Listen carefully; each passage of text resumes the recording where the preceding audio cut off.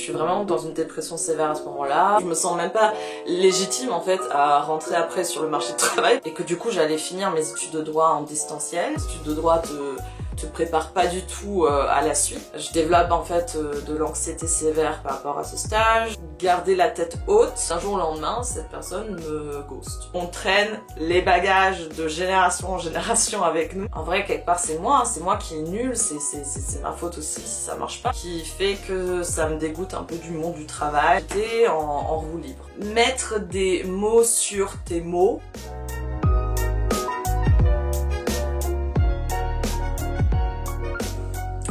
Salut tout le monde, je suis très heureuse de vous retrouver aujourd'hui pour une nouvelle vidéo. Comme vous le savez, j'essaye de redevenir régulière, donc je suis assez heureuse en fait de voir que j'arrive à retrouver de la motivation pour me mettre face caméra, pour vous faire des vidéos, faire le montage et les poster. C'est quelque chose que je faisais beaucoup avant, je l'ai vraiment perdu en fait cette régularité là. Une des raisons en tout cas principales va être expliquée dans cette vidéo là justement. Je décide aujourd'hui de revenir avec une nouvelle vidéo pour vous parler d'un sujet qui est assez lourd quand même. C'est un sujet qui est très important à aborder encore aujourd'hui parce que il y a beaucoup de tabous, on n'en parle pas forcément. On va parler de santé mentale, on va parler de dépression. Je vais notamment revenir sur ma période où j'étais en dépression, vous expliquer un peu le pourquoi du comment ça s'est déclenché chez moi, comment je l'ai vécu, quels ont été les symptômes par lesquels je suis passée, comment est-ce que j'ai réussi à m'en sortir. Tout d'abord, je ne suis pas une professionnelle du monde de la santé, je suis vraiment pas un exemple à prendre non plus, je vais vous parler à cœur ouvert. Il faut pas forcément prendre ce que je dis à la lettre, ne pas prendre cette vidéo comme des conseils ou quoi que ce soit, dans le sens où on est tous et toutes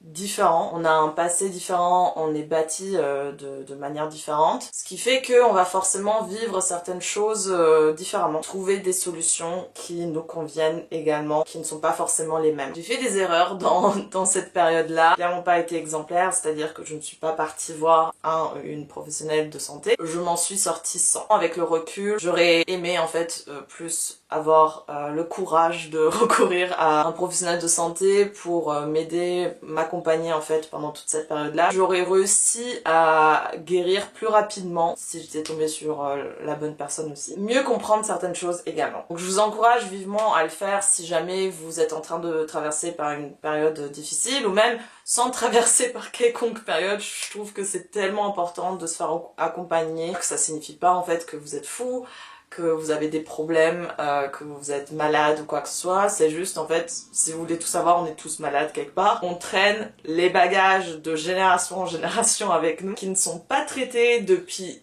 des siècles. On est un peu la première génération à vouloir dire stop, en fait j'ai plus envie de subir tout ça et aller consulter, mais c'est toujours, même encore pour nous c'est pas forcément évident, même pour moi c'est toujours pas évident. Donc ça va être un peu la thématique de cette vidéo, je vais essayer d'un petit peu sourire quand même pour pas plomber l'ambiance. Pas évident en fait de revenir vers une période qui a été quand même assez noire dans ta vie, surtout que ça m'a pris du temps avant d'assumer en fait déjà dans mon entourage, mais maintenant du coup publiquement aussi, que je n'allais pas bien à ce moment-là. Tu vis une période difficile, tu te rends pas forcément compte immédiatement que ça ne va pas, t'as l'impression que oui, c'est pas comme d'habitude, mettre des mots sur tes mots, c'est pas forcément évident et ça ne vient pas de manière instinctive. Donc moi, mon histoire, comment est-ce que ça s'est déclenché chez moi, la dépression, j'ai toujours flirté un peu avec la déprime. Bon, comme tout le monde, j'ai des bagages que je traîne depuis ma plus tendre enfance, des choses que je n'ai jamais réglées. J'ai quand même subi de l'harcèlement scolaire pendant toutes mes années de collège et lycée. Une fois arrivée en études supérieures, c'était la première fois que je me suis sentie vraiment libre, comme si j'avais le droit en fait d'exister et d'être qui je suis réellement. Mais par exemple, le fait de définir mon vécu comme de l'harcèlement scolaire, j'ai réussi à le faire qu'en deuxième année de droit par exemple. Ça a pris quand même beaucoup de temps, peut-être de déni, manque de compréhension aussi parce qu'à l'époque on n'en parlait pas en fait de tout ce qui était harcèlement et tout. J'ai toujours un peu traîné des casseroles, ça m'a jamais en fait complètement bouffé parce que j'ai toujours réussi à déjà garder la tête haute. J'avais des épaules assez larges en fait pour supporter le tout. Les études m'ont énormément aidée. Les études m'ont permis en fait de un peu focus sur autre chose, oublier un peu tous les problèmes ou toutes les choses que je peux ressentir. J'avais mes études qui étaient très important pour moi, je voulais absolument réussir et j'avais vraiment la tête à ça. Ce qui fait que forcément, quand mes études se sont finies et que j'ai arrêté d'avoir un peu ce focus à 100% sur ça, plus ce moyen qui te permettait un peu de rester dans le déni. Moi, le déclenchement, ça a vraiment été Covid. Je pense que Covid, ça a fait du bien comme du pas bien pour beaucoup de gens. C'est quand même une période qui, honnêtement, quand tu y penses, c'est assez lunaire que pendant... Moi, c'est quoi? Pendant pratiquement 1 an et demi, j'ai été quand même enfermée chez moi. Je voyais vraiment pas grand monde à part ma famille. Le fait de me re-enfermer dans un espace assez restreint pendant aussi longtemps, avec de nouveau des manques de perspective par rapport à mon avenir, parce que tout était tellement incertain. Et si j'allais partir à Montréal, parce qu'à l'époque, rappelons-le, je faisais un Master 2 et un LLM en parallèle, donc le deuxième semestre je devais partir à Montréal pour le faire. Notre responsable de Master nous a fait croire jusqu'à la dernière minute qu'il y avait encore des chances à ce que les frontières rouvrent et qu'on puisse y aller. Finalement ça s'est pas fait. Quand j'ai appris que j'allais pas partir à Montréal, que je vais rester ici et que je vais finir en fait mon Master 2 en distanciel complètement, et que du coup j'allais finir mes études de droit en distanciel, et que j'allais même pas avoir de cérémonie de diplomation ou quoi que ce soit, ça a vraiment fait en fait un peu un clic dans ma tête, et je me suis laissée en fait envahir par ces mauvaises ondes, par cette tristesse, par cette dépression au final. Moi je me suis rendu compte que il y avait peut-être moyen qu'il y a quelque chose qui n'allait pas dès janvier 2021. Donc le fait d'avoir appris que finalement j'allais pas pouvoir partir à Montréal, que bon je vais finir mes études mais je sais même pas comment je vais réussir à finir mes études, que de toute façon je me sens même pas légitime en fait à rentrer après sur le marché du travail parce que j'ai l'impression que je sais rien faire en fait et que je suis pas du tout assez bien préparée, que déjà de base les études en France, notamment les études de droit, te prépare pas du tout à la suite. En janvier, je sens qu'il y a quelque chose qui ne va pas trop. Et c'est là où je prends la décision de finalement rentrer à Lyon, rentrer dans mon petit studio du Crous, retrouver un peu mon chez-moi et mon indépendance après avoir vécu pendant 1 an chez mes parents, ce qui de nouveau était vraiment une chance parce que étant à distance aujourd'hui, je me rends compte que j'ai vraiment eu de la chance d'avoir pu passer autant de temps avec ma famille. Faut pas le prendre à la légère. Être coupée du monde, être coupée de ma vie sociale et de ma vie d'étudiante et de mon indépendance, ça a quand même ça m'a quand même beaucoup impacté en fait. Oui, j'ai récupéré mon indépendance, mais du coup j'ai peut-être un peu trop récupéré mon indépendance et j'ai voulu un peu équilibrer le manque que j'ai eu du fait de ne pas pouvoir partir à Montréal. Et c'est là où j'ai commencé à beaucoup sortir, à beaucoup faire la fête, à rencontrer des gens, à avoir vraiment une facilité à rencontrer des gens. Je suis vraiment un peu partie dans tous les sens. Et ça s'est vraiment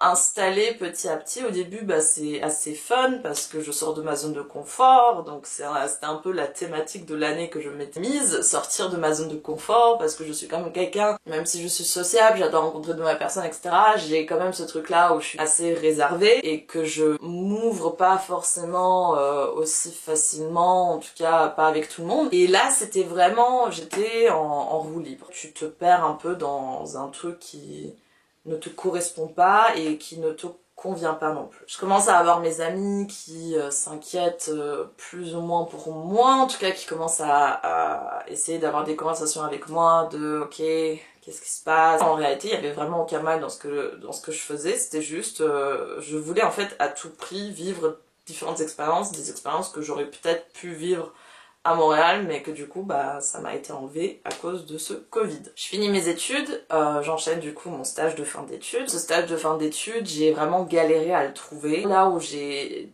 fini par faire mon stage, c'était un endroit où j'avais au début refusé. Le temps avance, je me rends compte que je trouve toujours pas de stage.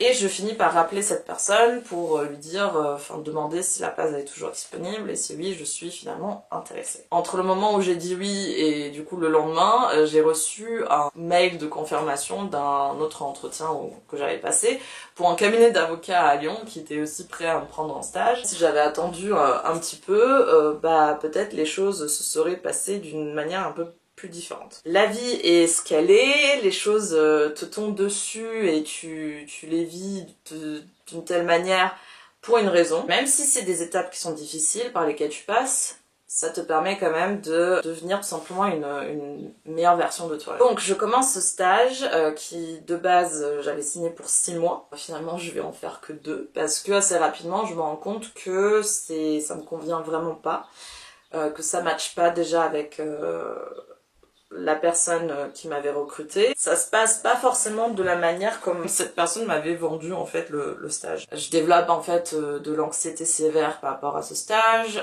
Tous les matins je me réveille avec une boule au ventre, une envie de vomir, un stress permanent parce que tout simplement cette personne me crée en fait ce stress là. Je vis un peu mon premier traumatisme professionnel qui fait que ça me dégoûte un peu du monde du travail, du monde juridique aussi. Pas toutes les personnes qui recrutent des stagiaires ou des alternants sont des personnes bienveillantes et ont envie réellement de former une personne, ont juste besoin d'une personne qui va faire toutes les tâches que celle-ci ne veut pas faire à moindre coût. Je me fais virer de mon propre stage alors que je comptais partir mais je voulais rester un petit peu plus pour juste sur un malentendu, on sait pas, peut-être ça va changer, etc. Enfin bref, délulu un peu, et aussi parce que bah financièrement, même si je gagnais pas beaucoup, je comptais quand même sur ces 700 €. Le verre commence assez à se remplir, et aussi ce côté-là où je me disais bah en vrai quelque part c'est moi qui est nul, c'est ma faute aussi si ça marche pas, parce que cette personne-là me faisait ressentir ça en fait, que j'étais nulle. En parallèle du fin de ce stage un peu brutal, je fréquente un garçon, on se fréquente pendant 1 mois environ, et je me rends compte en fait que je m'attache assez rapidement à cette relation, parce que tout simplement à ce moment-là je suis tellement dans le mal que j'ai juste besoin de quelqu'un qui est présent pour moi. Et bon, rappelons-le aussi que à l'époque j'ai jamais été en couple.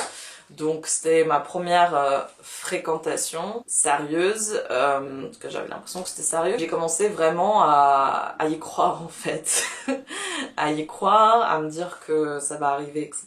D'un jour au lendemain, cette personne me ghost. Donc j'ai fait une entière vidéo là-dessus également, sur le ghosting, qui forcément m'a également détruit à ce moment-là. Donc c'est un peu gênant d'en parler parce que maintenant que je me sens mieux et que tout va bien et que j'ai le recul nécessaire, je me rends compte que j'aurais pas dû en fait mettre autant d'espoir et d'énergie dans cette fréquentation-là et dans cette personne. En même temps, je peux pas m'en vouloir parce que je sais très bien dans quel état j'étais, je sais très bien comment je me sentais et ce dont j'avais besoin. Et la naïveté avec laquelle en fait je pouvais voir les choses. Et du coup, c'est ça.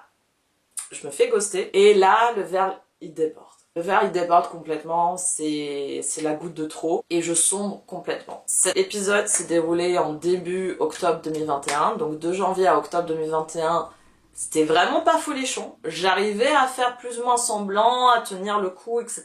Avec cet événement-là, ça a vraiment déclenché quelque chose en moi. De octobre 2021 jusqu'à février 2022, je suis vraiment un peu dans un trou noir. Vivre ma vie un peu à l'envers, dormir le jour, être debout la nuit, que ce soit en soirée ou juste faire des insomnies sévères. Je tombe un peu dans un cercle vicieux où au début bah c'était assez marrant, etc.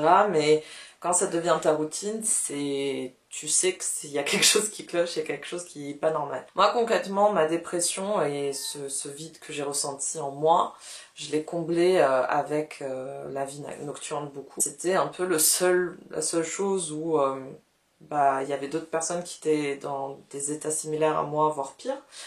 Et du coup bah j'avais l'impression que bah ça crée un peu ce cocon de ta vie en fait elle est mise un peu sur stop, mais c'est clairement un monde qui est pas du tout sain, qui fait qu'aujourd'hui concrètement par rapport à tout ce qui est vie nocturne et surtout vie nocturne techno, j'ai vraiment un peu une hantise par rapport à tout ça. Je suis vraiment dans une dépression sévère à ce moment-là où j'ai la force de rien faire, j'ai pas de joie de vivre, j'arrive pas à m'intéresser aux autres personnes, aux personnes que j'aime, j'arrive pas à m'intéresser à mes amis, j'arrive pas à m'intéresser à ma famille, j'arrive pas à m'intéresser à mes sœurs non plus. J'ai beaucoup de colère en moi aussi, en fait je me sens pathétique, je me sens beaucoup de choses. J'ai l'impression de...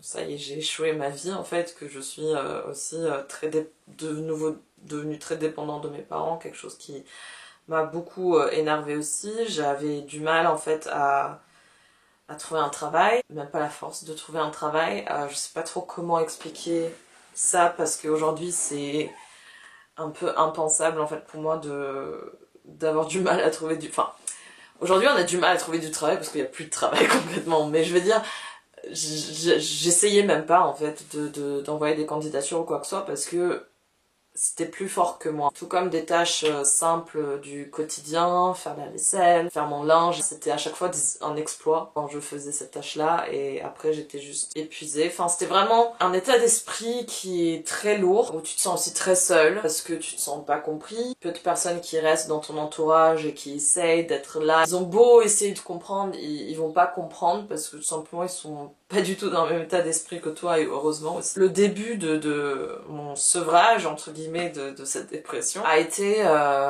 le fait que j'ai trouvé un travail à Montréal. Assez dingue en fait parce que ça m'est littéralement tombé dessus. J'étais au plus bas et je reçois du coup un message d'une abonnée. C'est très bien que j'ai ce projet de venir à Montréal. Son papa en fait cherchait quelqu'un pour son entreprise dans la communication. Et c'est comme ça que mon entretien a été fixé le lendemain, je crois. Je l'ai passé et assez rapidement ça a été concluant. En 2 jours, j'ai appris que j'allais partir à Montréal finalement. Et ça m'a permis de vraiment commencer à avoir un peu une lueur d'espoir, lumière au bout de ce tunnel, surtout que j'arrivais vraiment à un stade où je commençais à être désespérée de ma situation. J'avais beau essayer, je n'arrivais pas en fait à trouver de porte de sortie. Je commence à travailler, donc ça se passe bien. J'ai enfin une stabilité, j'ai enfin un travail, etc.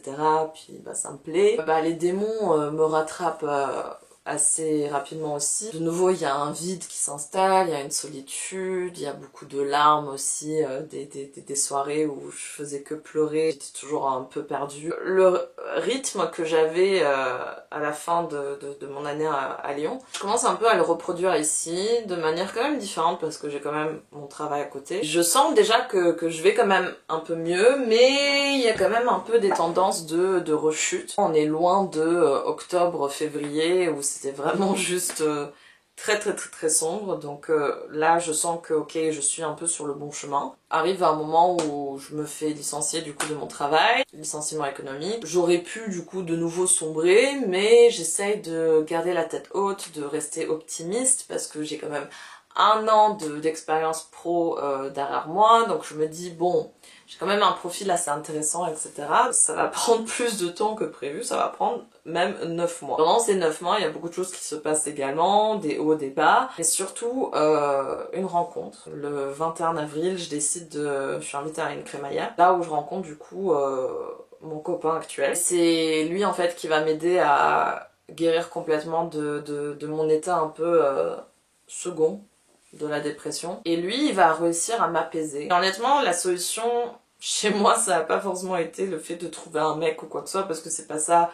Une solution, c'est pas un couple ou une relation quelconque qui va t'aider à guérir complètement, parce que de nouveau, n'importe quelle relation, il y a des hauts, il y a des bas, puis tu peux tomber sur une personne bienveillante comme sur une personne qui ne l'est absolument pas. C'est juste pour moi, ça a vraiment été le temps. Le temps de guérir, accepter aussi ce que je suis en train de vivre, petit à petit de sortir de cet état-là. C'est clairement pas évident, c'est clairement pas facile. Il faut bien s'entourer également parce que si tu t'entoures de mauvaises personnes, tu peux que sombrer encore plus. Ne pas te perdre en fait, complètement et indéfiniment. Je me suis retrouvée depuis ma relation. J'ai regagné confiance en moi aussi au niveau du travail que j'ai fait. Je sais que peu importe ce qui se passe, je fais bien mon travail, je suis douée en marketing, communication. D'espoir aussi pour moi, pour mon futur, j'ai plein de projets, je sais que je peux faire plein de choses. Si ça marche pas pour X raison, j'aurai toujours autre chose sur lequel je pourrais retomber. Il y a toujours une incertitude de l'avenir et ça fait toujours peur quelque part. Je suis plus comme quand j'ai fini mes études où j'étais en mode qu'est-ce que je fais, genre j'ai